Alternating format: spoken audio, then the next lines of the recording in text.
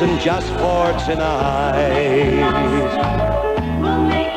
or to arms that hold you so tight. Love is forever a very lasting thing. Love is the golden ring.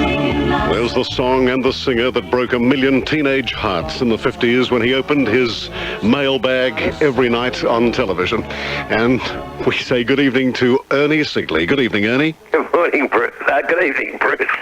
Yeah. Bill. Oh, Ernie, I must tell you, you've always been one of my favourite recording artists. Songs like that, and That's Why You Remember, and Hey Paul, Hey Paula. Thank you, mate.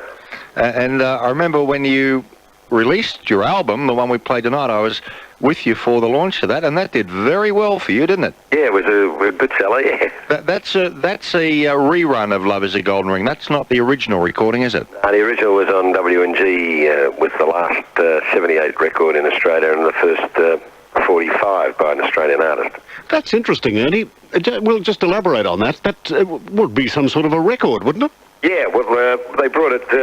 I was the last 45, last 78, but they did a dual release. They did a 78 and a 45 at the same time. Well, as I said, it was a record of a record. Yeah. But Ernie, where did it start for you? We've heard differing, starts, whether it was a choir boy or you were discovered by John Eden. Where did it begin? Yeah, well, I was a choir boy at Christchurch.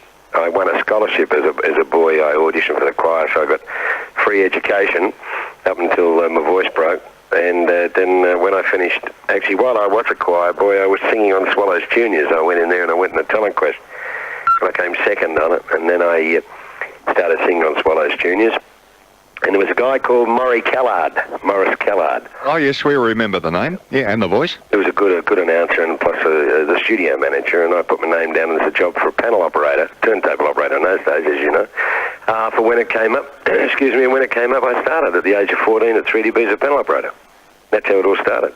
And Dan Webb, I used to do breakfast with Dan, and he was the one who used to plug me on the radio and everything, you know. I think you told me that Dick Cranbourne was a great help to you, Ernie. Yeah, terrific. Dick Cranbourne was the funniest man in Australia. I still think the funniest man I've ever met in the business. And Dick helped me on the Happy Gang and Test cricket shows, and he'd have little Ernie in there, and he'd send me up and all that, and then get me to sing a song, you know.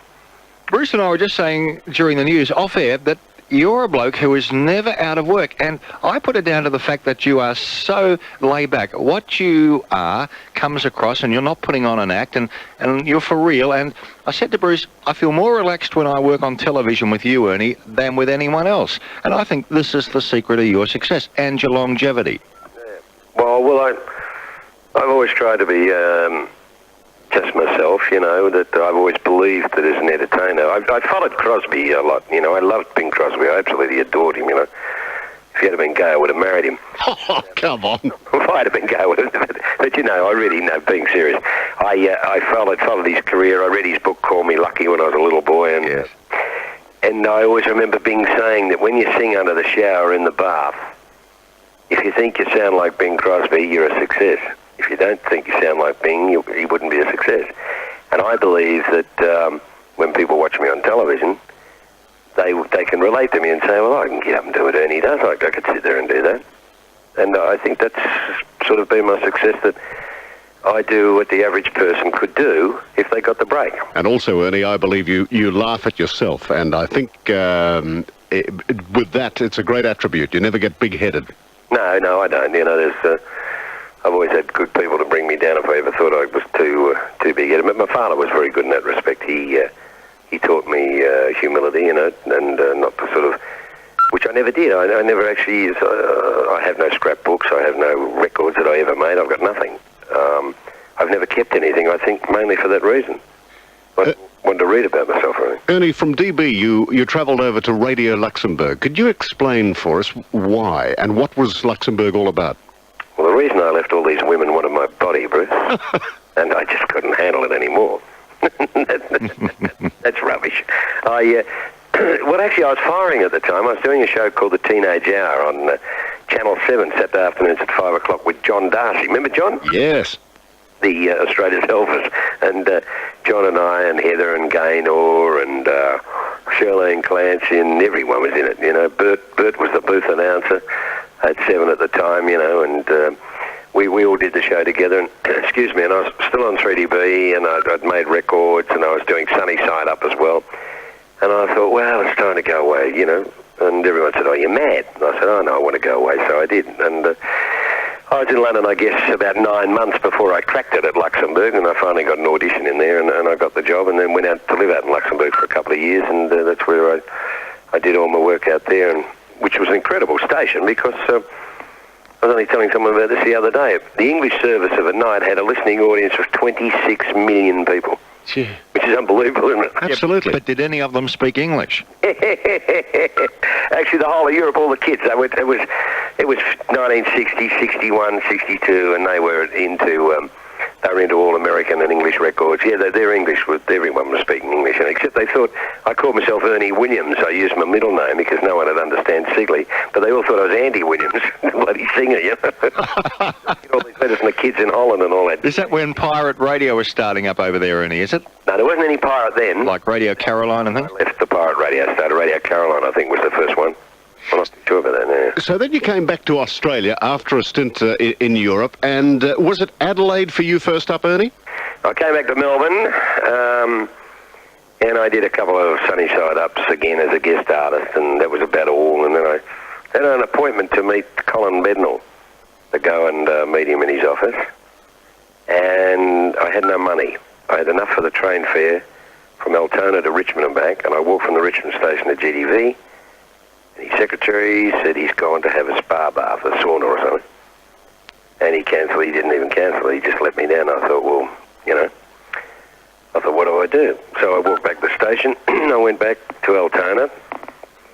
My mate came round, Maxie.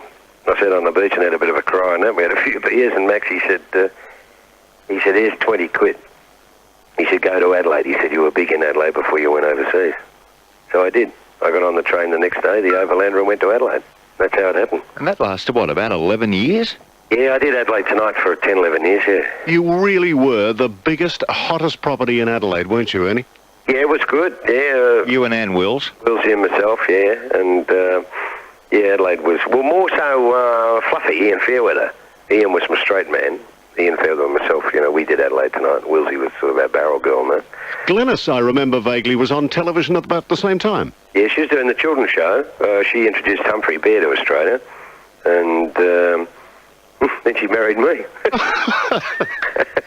But then she went overseas. She was my first wheel girl, and first girl to be a hostess on a wheel, and we both won our Logies, our first Logies together, and she won 2 Logies. And then, how many have you won now?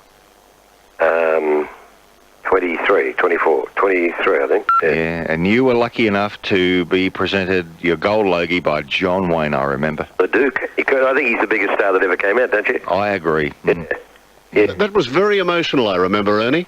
Yeah, I was very emotional because, you know, a lot of people said I wouldn't make it, you know, and as I walked up to get the award, I just, you know, everything sort of, well, Philip Breland remembers because he was working with me at the time. I just sort of got all overcome with emotion, you know, and I started to cry, but I couldn't help. I just thought of my mum and dad and, you know, and growing up in Footscray, and I thought, God, you know, I don't believe it. I won the highest award in television, you know. It was very emotional for me, yeah. It still is when I think about it, you know. I just think it was the little Footscray bloke could win a Gold Logie. It, to me, was sort of, I'd won a lot of Logies before it, but to win the Gold Logie and stand there and John Wayne give it to you, well, God, you know. You're in good company. Yeah, that's right. I mean, you'd go to the movies every week, see John Wayne. You never even think you'd ever see the person live, let alone you put his arms around him and said, "Good on you, kid," you know. And you know, that's fantastic. Yeah. John Print has just rung through and wishes you well, Ernie. John Prince, yes. Yes, John, yes. He's still doing that car shine ad. The car shine, yeah. Another wanting tip. I remember you about to go on air to do the Ernie Sigley show at 6:30 after the Channel O news that I read, and John was out the front doing the warm-up, and then he comes over and says, "Who's this bloke out the front?" I thought it was someone in the audience got up and started. Yeah, Yeah, that's funny. Wheel of Fortune is still one of Channel 7's highest rating programs. Any regrets having turned your back on it, and why did you leave Wheel of Fortune, Ernie? No, I'd done it for 4 years, and I thought, well, that was enough. You know, I really am not a game show host, and I did the wheel a lot different than Burjo does. And, you know, I used to throw gags in all the time, and I could never be quite serious, you know. But I thought I'd done it long enough, and I had an offer to go back to Channel 9. And I thought, well, I am basically a variety person, you know. And so I just went back to 9. But, no, I don't have any regrets. But I didn't... it was a good show, the Wheel of Fortune. Still is. It's a good format. I wish I owned it. Ernie, could we have a bit of a game, you and I? Yeah.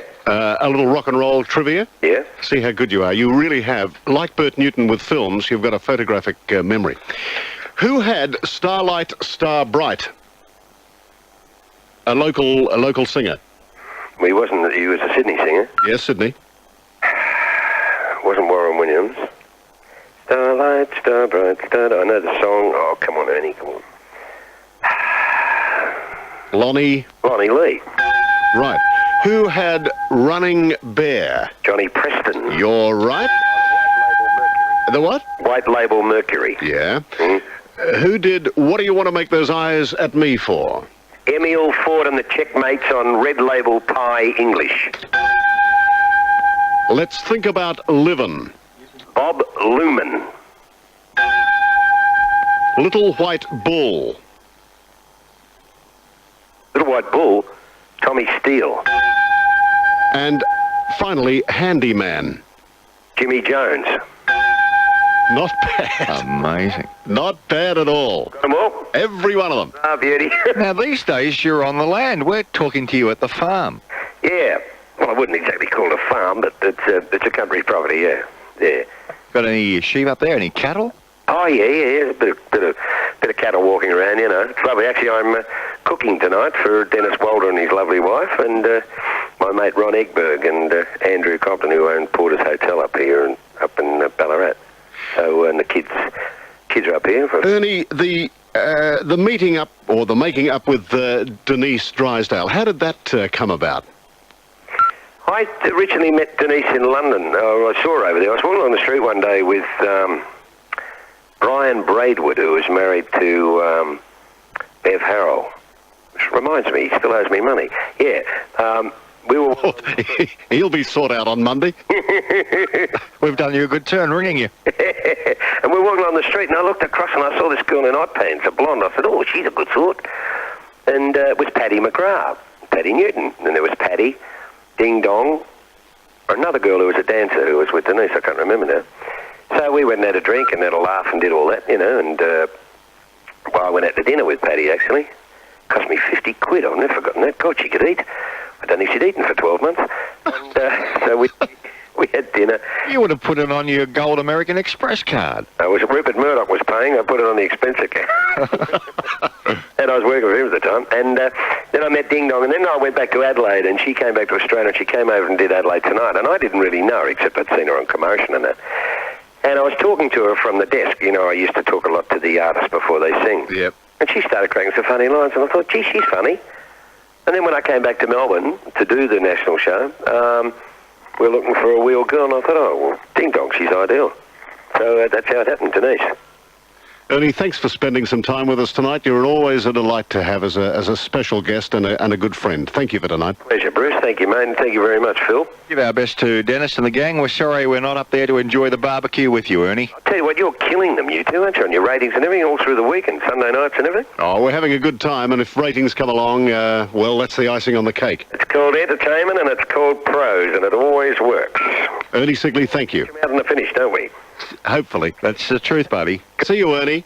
Thanks. Good night. Good night. Bye.